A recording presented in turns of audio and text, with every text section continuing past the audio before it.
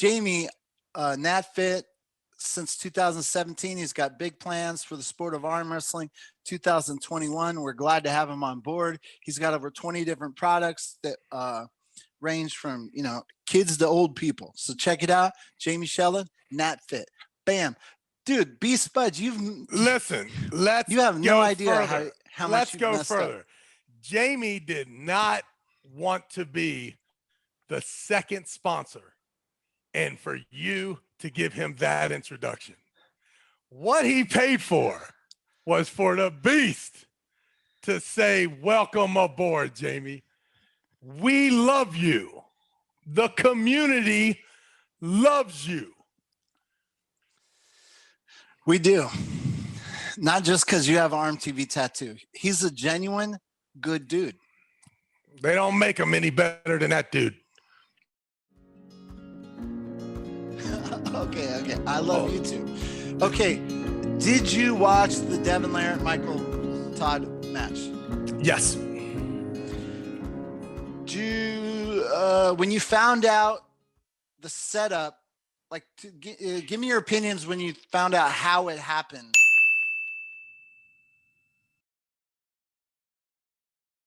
I really am not clear about that, but the general understanding that I have is that Michael, I guess, was down there maybe doing some filming and some workouts, and Devon pops in, and then this happened. I don't know much else.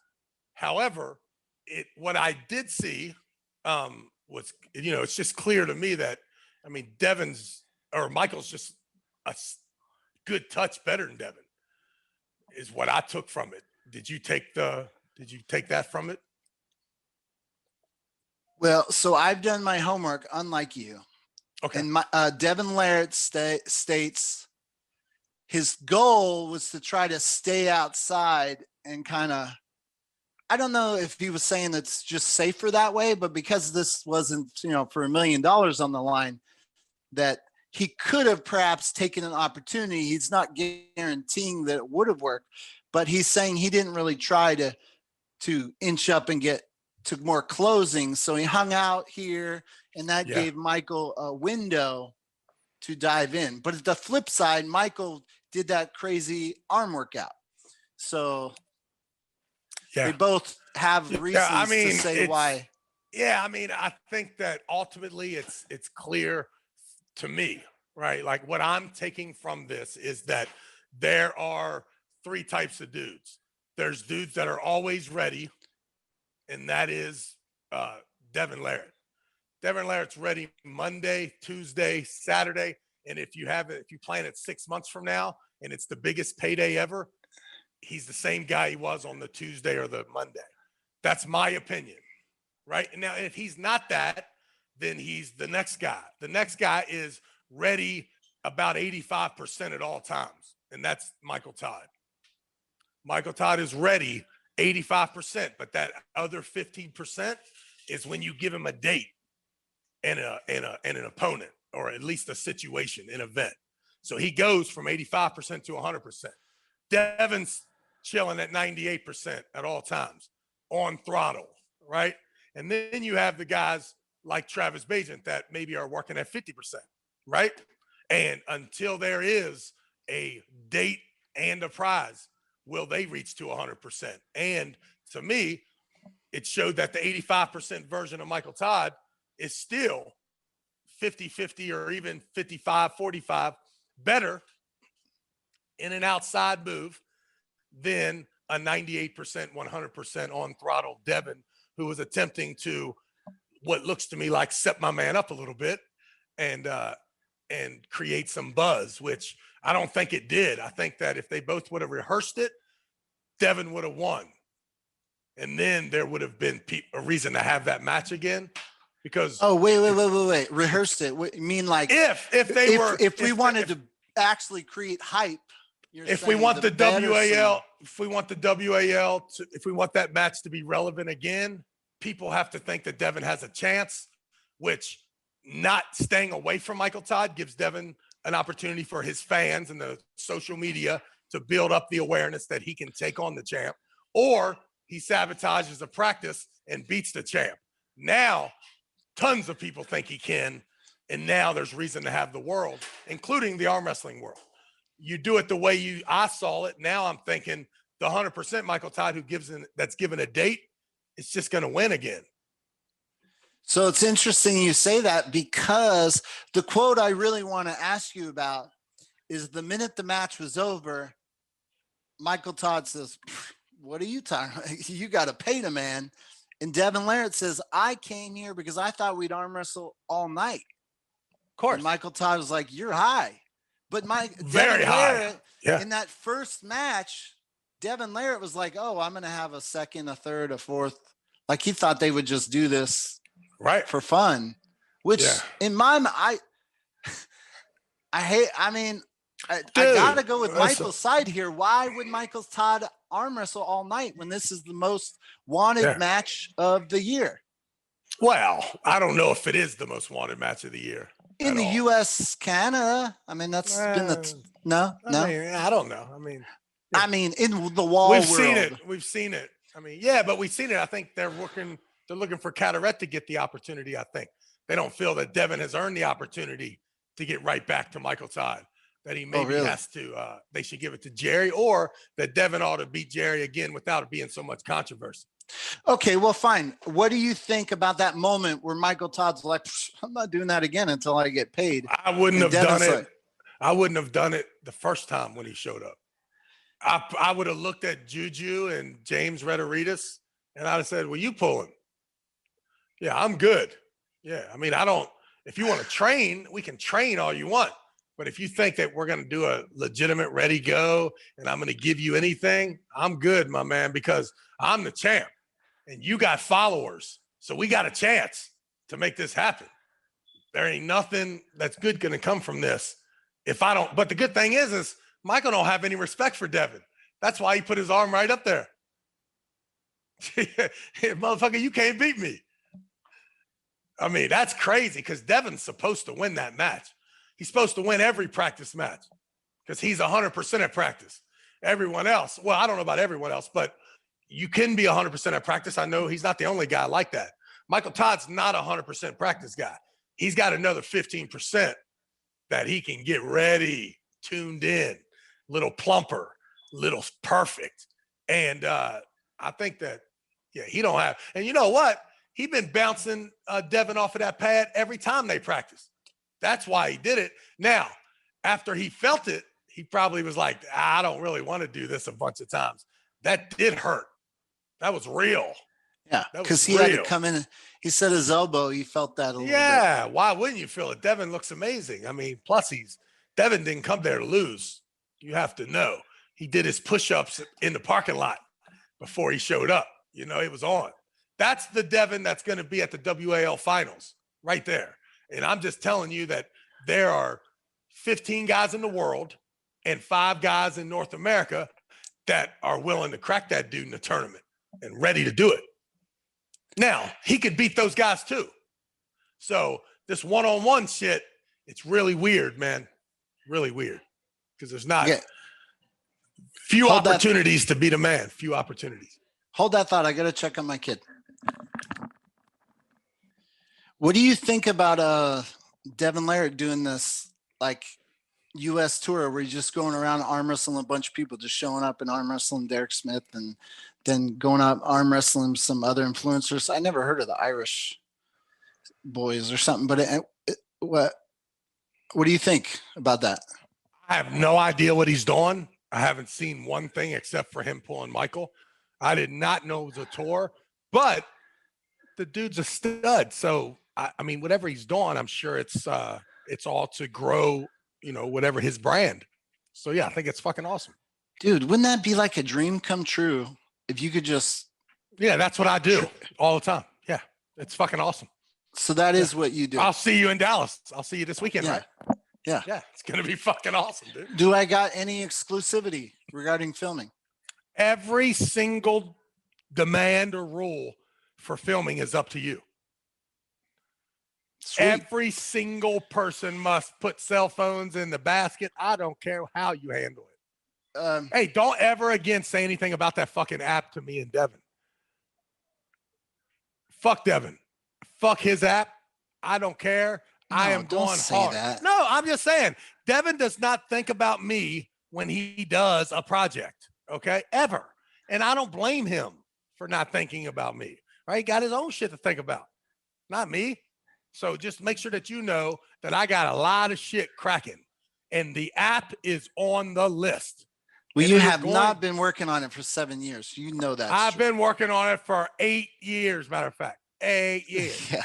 Soon it was either for me, my focus was going to go with Uber or the arm wrestling app, and things got skewed. But now financially, I'm in a better place. Thanks to Combat Arms Sport, thanks to the Beast CBD, we have now the financing to continue with the United States Arm Wrestling app. I am not saying the name because I'm scared you will try to trademark it. Okay, do you recall this sign? Yeah. The great one. Man, you know what? I called that guy. I called Chris Gobby 3 times and he ain't called me back. Well, I think that's weird. I went on Uncle John. Hey, and by the way, that's why Herman Stevens, right? I didn't think about it. That's why Herman hates you. It's because him and Gobby were boys on doing that show together, right? They are boys. Well, I don't know if they're buddies, but they did a podcast like me and you. Are we buddies? Sometimes I think we are. Yeah. Sometimes. I'm trying to figure it out. I would like to respond. Somebody put in the comments that I have a fake laugh, that I'm like fake laughing to you. That's so weird. I've never fake laughed. I laugh. It's legitimate. You're weird. I will tell you this. People do fake laugh around me sometimes because I don't. I mean, they want me to like them. They want me to like them. So this is not related to Herman Stevens, although that's a good segue because I'm still banned from arm wrestling discussion board on Facebook. #free Gary, free Gary. Come on, give me another chance. If you're going to ban me, shouldn't you give me like a warning so I know what rules I'm breaking? Well, I think they would give you another opportunity, except you asked for it. So now you will never, ever, ever get back on that thing again. Yeah. #free Gary, another shot. But on Uncle John, I pledged that I was going to take the higher path and stop talking trash about the gobbler. I asked him, I said, you're wrong about me. Do your research, because if you did your research, you would not be saying these things. So I said, I'll take the higher path. I ripped up my stuff. So I'm going on a hiatus of talking trash about Chris Gobby. I'm going to do my best. Now, if he continues to come at me, which he will, I cannot promise. Yes, he will. I don't know if he's interested in any sort of arm wrestling discussion, but you bear in mind, if he gets himself asked one question, he is going to you immediately. Well, I'm going to do my best. At this point. He doesn't want you to ignore him. He wants you to come harder. That's what his goal is. So yeah, you're smart. So I have some follow-up questions. At some point I wrote in my notes that you said round robin is retarded. And I want to know why. What's wrong with round robin? Because I know, because you have a little retard in you when it comes to arm wrestling formats and fucking rules, okay? But the round robin is retarded, right? Because the order of the matches is the most important thing in the world. I mean, it makes no sense. A round robin can only be if it was one round each week, one round each month. But not one round 5 minutes after we just had the round. If I had 5 guys and I lined them up by weight and everyone was going to arm wrestle everyone, but you started with the heaviest guys first, you're not saying that after everyone arm wrestled everyone that we'd have a pretty clear idea of ranking? So if Dave Chafee and Michael Todd arm wrestle in a round robin or Jerry Cadorette and Michael Todd for 17 minutes, and me and Don Underwood have the winner, is it knowing now if the round robin would have started with Dave pulling Michael or Dave pulling Don Underwood and Michael pulling me, we still have some question marks about what the fuck's going to happen. if the match happens first, it's Jerry and Michael, and it lasts 17 minutes, and neither one of them can win another match for at least 10 days. Is that a fair round? Is that a good format? But wouldn't you have the same thing in a double elimination tournament, depending on the No, seeding? you would have you would have, if that match happened the first time, then that 17 minutes, that guy would go to the loser's bracket. Then he would start taking on a couple chumps to regain his arm strength. And then there's a chance that Don Underwood might beat him, right? And then but they still would have that 17-minute match, you're saying. Well, they would have it. But if they had that match in a round robin, you have 6 more matches involved. If you have it in a tournament, you only lose the next match and you're out. You don't lose 5 more matches to guys that you're better than. So I see what you're saying, that it might not give you the best result, but wouldn't it be a fun format for TV? No, it would be a terrible format for TV. Terrible, because we have common opponents taking on each other after we've just seen what happened. If you do a single elimination bracket with each round being the best 2 out of 3, there's always undefeated guys until the end. What you don't want is guys arm wrestling that already have losses. No one wants to see it. It's not interesting enough. Okay. Also in my notes, when it comes to things related to wall, I've seen mentioned multiple times, and you've mentioned it, that the elbow pads make a difference, the size and the shape. And I'm wondering, one, how did the elbow pads become to be different? Like, why didn't they just Game of Arms? The Game of Arms made a table without looking at anything except whatever they saw on some TV or internet. They did not get measurements. They didn't get anything. They took a piece of wood and had some PA make a table. What? And they no research. No research at all. And that was the elbow pad that they came up with no research. And I have no idea who was responsible for it. Ben Murray, whoever. So then they started shooting all of their trailer work with that table. They get to where they hire all these people. We all come around, we see the table, we're like, yo, what the fuck is up with the elbow pad? Right? And what was the difference? It was 7x9 instead of 7x7. So it was 2 more inches.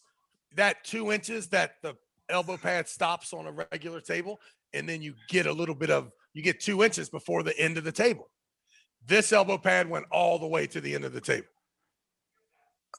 And they kept that for wall? So we start doing the filming, and then we get ready to go, or for whatever reason, they're like, these pads are cool. So then the WAL has their little group meeting, and they start off with this council.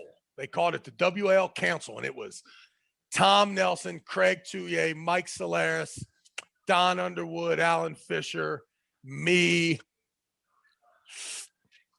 I don't know if Bart was in there, maybe. I don't know. Cobra. About 7 or 8 of us. And we went over all the rules, from like, we used the AAA rules or the USA rules or the WF rules, and we went down them. And, there was the specifics of the table, but every person there was a Game of Arms guy. So everybody's like, yo, we should just keep the same elbow pads. And the reason was because people were fouling so fucking much at the Game of Arms, that pad was needed. We needed all the cushion and the fucking thing we could find. But there was no person except for Devon Larratt and the council that thought that we should just keep it the same, and no one cared, because no one knew that people were going to start Kings moving to the very back corner, and that it would matter at that point. So you're saying 7x7, it totally changes it with the Kings move? Well, I don't know if it does, but at least right now, we wish that Michael was 2 inches closer to us, because then he would either have to get under the table more, because now he's sitting back there and his shoulder's not even underneath the table. So If you were to create your own thing and you could do anything you want, is the 7x7 the best? What is the perfect? Yeah. How did we come to? Now that I've seen it in all possibilities, I think that the old elbow pads, there's nothing wrong with them.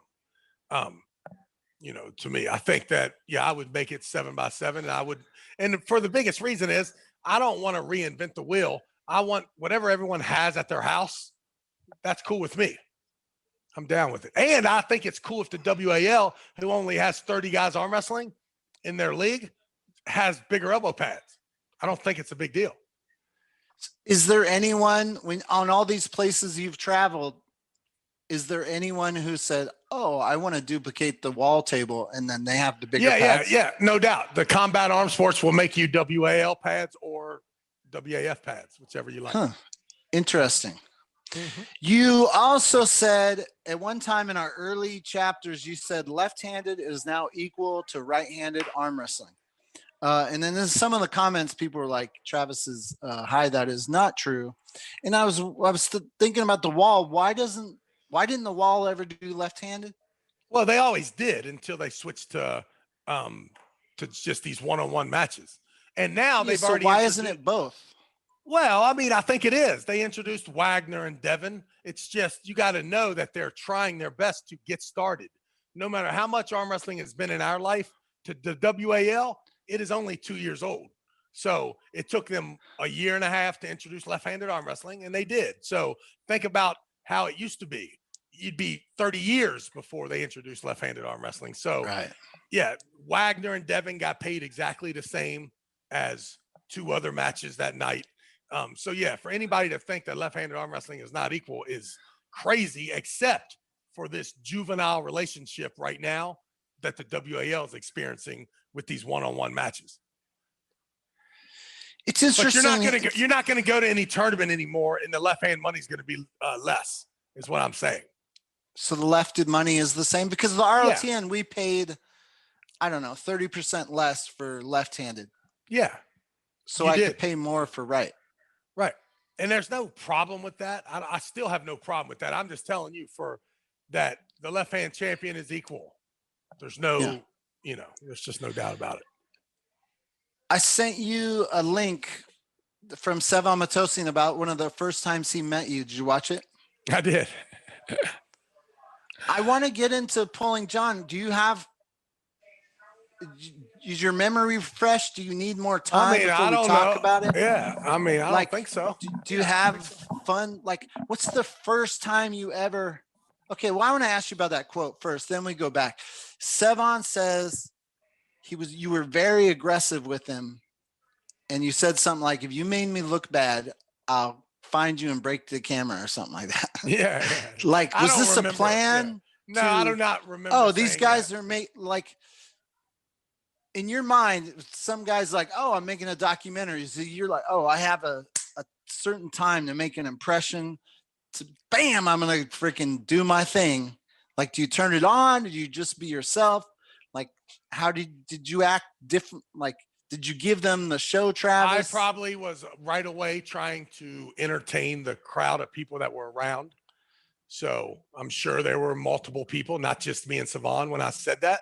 And it was probably, hopefully got a big laugh from the people around, maybe not so much from him. But on the flip side, I mean, he came in and he had already been filming. So it was also a place where I could be like, yo, I'm not your guy, but I'm going to become your guy.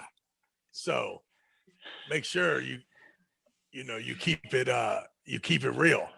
It's funny to hear a soundbite because knowing how long you guys have now known each other, it was funny to hear his impression of you, like before he knew you, and it was like, this guy for real? Like, yeah, how serious is he? Like, he didn't know. Like, is this guy like someone who would really do that, or is he just talking? I really enjoyed that exchange. Do you remember? I think that camera guys need to be told that. It's like, yo, why are you up here? Are you here to make me? Are you here with the John Dabo camera, or are you here with the positive light camera? What the fuck are you here for? Because I really don't want to be in a negative light, if I can control it.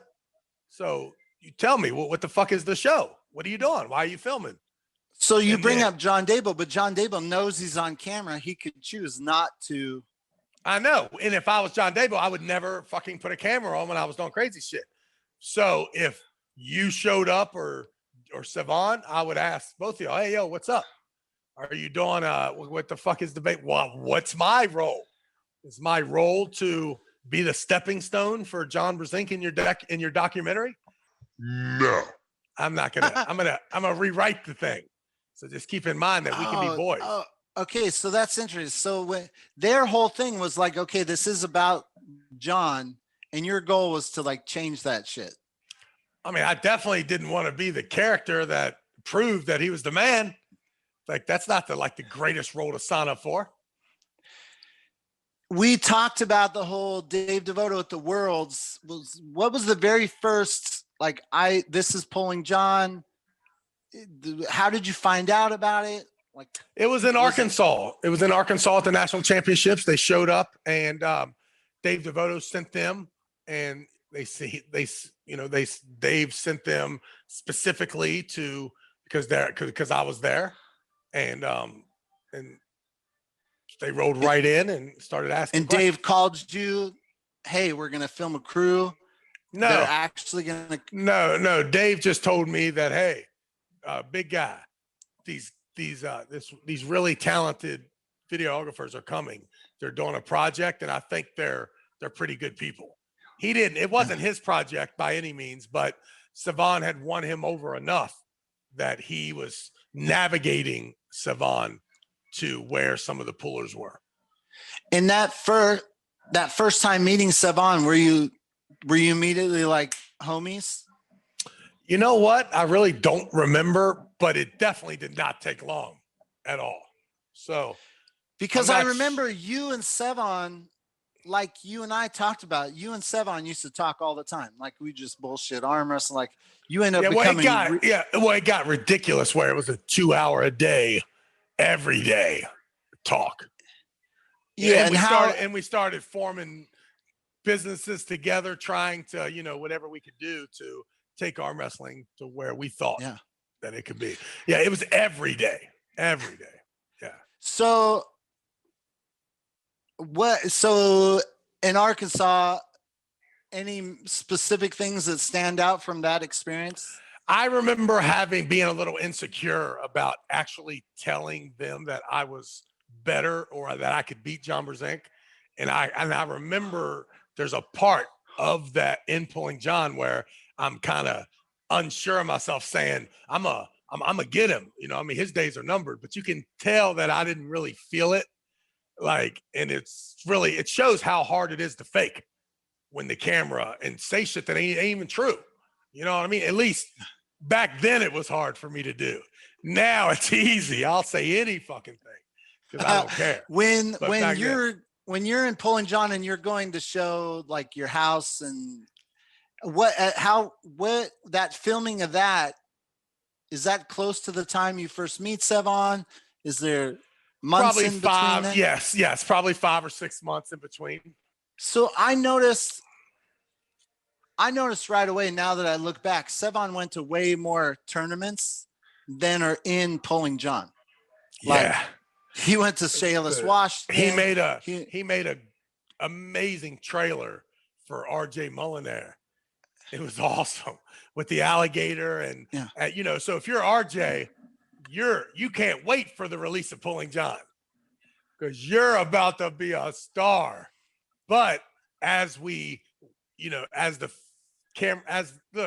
was a list of maybe 15 guys.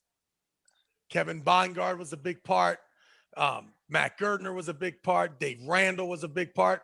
And they all slowly got X'd out as the editing began. And you realize that, dude, we can make 13 movies. We can't. This is crazy. We're talking 8-9 years of filming. Yeah. Crazy. Hold on 1 second. I'm only going to be 30 seconds. Yeah. And I got about 20 more minutes. Yeah. What's up, stud? What's up, stud? Little Bubbers just woke up. Yeah. What's up, my man? So I could probably get another 20 with him chilling here. Okay. You got so, 19. You got 19 left. Like that West Virginia event where Ron Bath and like everyone was there. I can't remember the name of that little restaurant. And it was like Tom Nelson, Yeah, Mike Phillies, Bowling. Phillies Bar and Grill. Yeah. Like, did you tell people, oh, Sevan, like this is going to be on Polling John? Because Sevan is there. Yeah. No. So Sevan thought that it'd be a good idea to film a tournament, but do it with that bracket format where each of the classes had their own bracket and you would follow the bracket. And John Bergeson from California, Chris Myers, and somebody else sponsored that tournament. They all spent $1,500 each. And we gave $1,000 away to each of the three classes, left and right-handed. So we gave away $6,000 that day. And then we took all the entry fees and we split them up three ways and gave people their money back. So that tournament, I think, cost a couple sponsors about $400 each. So Chris Myers and John Bergeson, they came in big for that tournament, but it was awesome, man. All kinds of great pullers. Did you guys and did Sevan think that would be in the movie, or was that just an excuse to have fun? Because it felt like it was a opportunity for me to embellish how big that tournament would be in Pulling John. So it was kind of like the same thing I did with the House of Blues, saying that you could audition for the Game of Arms.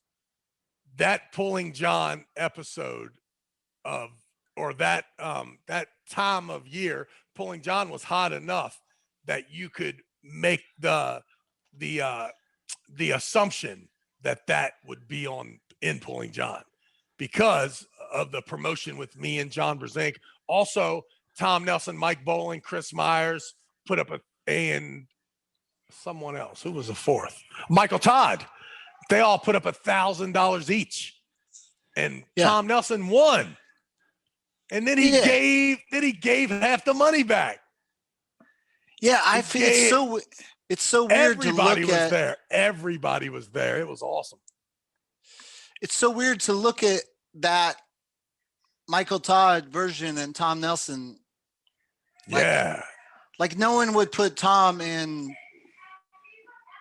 Yeah, they were serious competitors at that time at 220. Yeah. No doubt about it. Yeah. Yeah. Tom would say it's because he's maintained his natural status.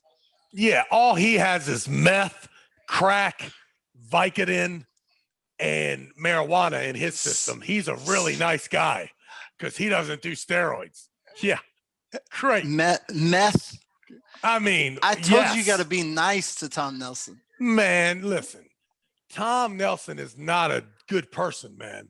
Okay? Tom Nelson is a good person. Tom Nelson is not a good person, and I don't give a fuck about Tom Nelson. You remember that for the rest of your life. We are not friends. We are not friends. We are enemies. When I see him, I'm always ready. So you make sure. I know he's watching. You know we are not boys. Okay? Never. But you've said things like negative about Michael Todd, but then you're friends and you work together. So it's like, is it a show? Very different. Very different. When I talk about Michael Todd negatively, I am trying to be a comedian. I do not like no Tom Nelson ever. Never. And if I ever get a chance to crack his ass, I'm going to do it. You keep that in mind. Okay. Don't be surprised if I open hand slap this dude any time in his life. I'm serious. Yeah. Okay. So when they tried to get me, they tried to get me. All of them. Cousins, aunts, when I was at the Pulling John premiere and I asked Sevan, I was like, what's the plan with Pulling John? Like, how did you decide you're going to go about each stage? He's like, there was no plan. We just kept going to tournaments. And I was wondering, like, did he call you? How did you find out okay, you're in the movie. It's official. You're in the movie. And then what's the next step when someone tells you we're doing a documentary on you? Yeah, I mean, you're not going to make any money. It'll probably not go anywhere. But hey, we're a couple dudes. We got a credit card. We got some RV. We got an RV. We're going to travel around the country and do this thing. Who knows what it'll work. And then, do you have any advice? Well, it just so happens I do have some advice. I laid it out. And then after that day, I felt like we talked every day for 2 hours until. What do you mean? What he did ask you for advice? Like no, what kind of? No. He asked me. Yeah, he asked me for probably like what's the best hotel to stay at in West Virginia. But I told him the entire production that he should do. So I'm not saying that he listened to me. I'm just telling you that I was eager to offer to him every single thing that I knew about arm wrestling and wanted arm wrestling to be. And I also had access to all the big hitters. They all wanted me, so I could come with them. And it kind of worked out. Like a lot of the things that they did was because I set it up because people wanted me. So I made me Pulling John. Like, yo, if you want the film crew and me, you got to buy us all plane tickets. We need to stay at the Hilton, whatever it is. And it was me, him, and Bessie, if you recall. And that was the crew. So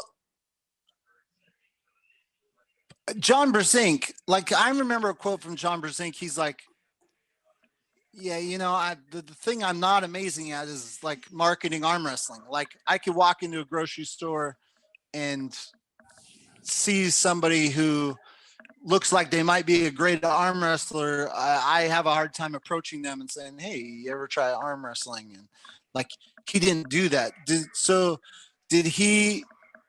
you become like the guy for Pulling John rather than John because of your ability to... Yes, I was the guy behind the scenes. I was the guy that John, I think, needed for a little bit of color for the show, most likely, is what I'm figuring. But the fact is, John is still the man, right? And he's so comfortable being the man that there was nothing threatening. The only thing that I noticed that John figured out right away, that as much shit as I talked, that I loved him and that I just wanted to have fun. And John needs more fun in his life. Yeah. Well, I was more talking about the like Sevan Matossian, him and his relationship with John Brzenk was always very close. And you, but like, who is bullshitting for 2 hours a night every night for months? It's not Sevan and John, right? It's you and Sevan. Don't get me wrong. I'm not going to tell you that him and Sevan didn't talk every day because I don't know that to be true. I just know. But just like strategy, brainstorming, fun. Like, and that's not like it was probably me too. And it was 50-50, right? Because as much as Sevan was maybe looking for the Pulling John project to be, enhanced and talked about, I was trying to talk about us opening up the National Arm Wrestling League and starting a different reality show with just me. You know what I mean? Like all that like stuff. How soon were you meet in Arkansas? How soon before you're... I'd say 3 months later, 3 months later, we're probably best friends for the next 5 years. So in Arkansas, does he tell you, okay, you're in, No, he's just filming. He doesn't have much. I'm probably at this point, we don't even have any sort of any trailer or anything at all. So he was just a cool dude. Did he tell you in Arkansas, I dig your personality? He said, hey, Dave Devoto said that we must come and talk to you, Travis. And I'm like, no, right. I'm talking about the end of the day. At the end of Arkansas's over. What do they say? Do they say, I'll call you? They say, listen, you're awesome. Thanks for everything, like including us in everything. Thanks for paying for dinner. You're amazing. We'll call you. And then I probably got a phone call before I got to the airport to say, hey, did you make it to the airport? And then when I landed, I got a call that said, hey, I hope you made it home. It was great hanging out with you. Because I'm sure that they were like, check, check. Yeah. All boxes are perfect. This is the lunatic that we desperately need. And how are you? Are you getting excited? Like thinking? No, not at all. Not at all. They were very, Sevan was really cool of letting me know that he was on the ground level too, that he had a lot of skills, but there wasn't a ton of money if anywhere. And what I saw was his talent being so amazing that he could help us, me, arm wrestling. And so let's say you get home from Arkansas. Did they say, okay, where are you going to be next? We need more footage. They say, hey, we want to come do a home shoot. Is there any way we can come out and hang out? And I'm like, fucking right. But let me have a tournament too, so that we can make some damn money. Did they say we need you and John to be at the same event in arm wrestle? Like, we hope you like the content. Thanks for stopping by. Please leave a comment, like, share, and subscribe. Now click that little bell icon so you get notified. This was Gary Roberts and Travis Bagent live. damn it! Do something else. Don't ever say them two names to me.